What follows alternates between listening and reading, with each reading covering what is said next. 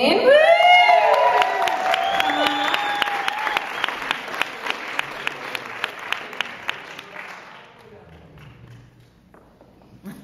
break it. I'm sure I will. It's just a little. I'm sure. Oh, I just. Okay. Hi. Hi. That's nice. Okay. Walking to the bus stop, we pass house after house decorated with lights and reindeer, and my 6-year-old cannot resist the magnetic force of Santa on his friend's lawn, who sits on an enormous forklift hauling presents. He counts the oversized ornaments hanging off small trees in the middle of the lawn, and while he doesn't say it, I know that he is just as envious as he is fascinated, because our house is not accessorized at all, being the simple Jews that we are. Not even a string of blue lights around the front door to say, hey, we're festive, we're just not into Jesus. But the truth is, I can't be bothered.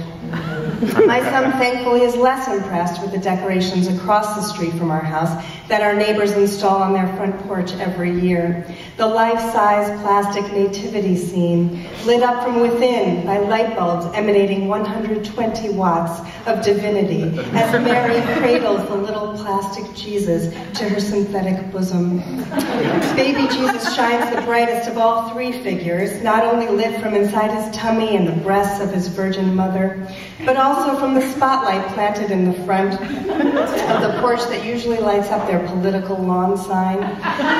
The lawn sign displays a picture of a round-faced baby with wide eyes like Cindy Lou Who from Whoville, and it reads, face it, abortion kills a person. But during Christmas season, the judging, shaming Whoville baby has to share his light with plastic glowing baby Jesus. It's a time of giving after all, isn't it? We pass another house and can see the trampoline in the backyard, which is the size of our garage, and it's surrounded by lights. I remember the first time I knew that people could own trampolines that size.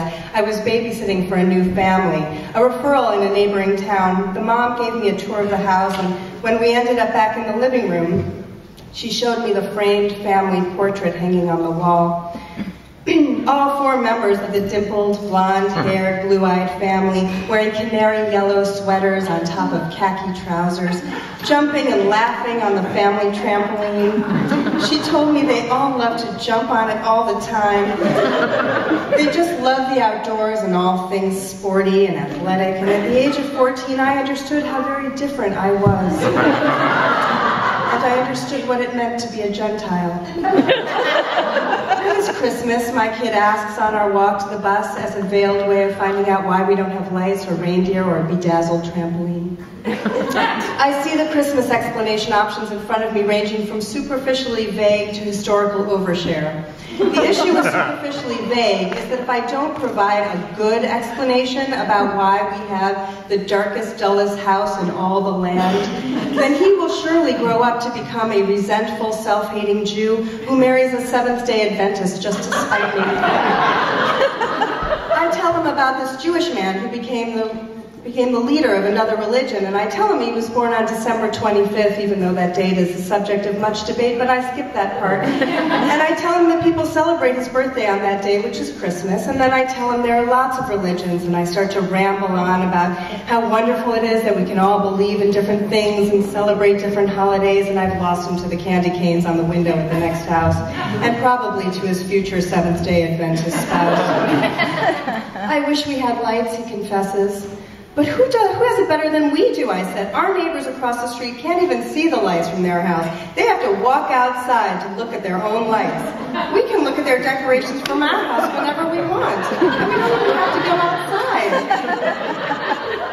I don't like the people, he said, meaning the glowing plastic Jewish couple with their Messiah baby. But I like all the lights, he says. They're like stars.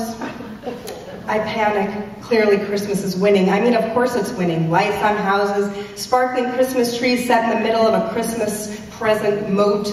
Some jolly old man taking requests without actually considering if anybody's been naughty or nice, all compared to a B-list consolation Jewish holiday. On balance, Hanukkah sucks. I add in a moment of panic, you know, Christmas only lasts one day, and you'll get 8 days of presents for Hanukkah. He gives me a smile, and I know that I've scored points, even if I scored off of a foul. And then we're at the bus stop, and I kiss him goodbye, and he calls back to me from the top of the bus stop steps, "I can't wait until 8 days of Hanukkah presents." And the little Gentile children turn to him with envy in their clear blue Whoville eyes.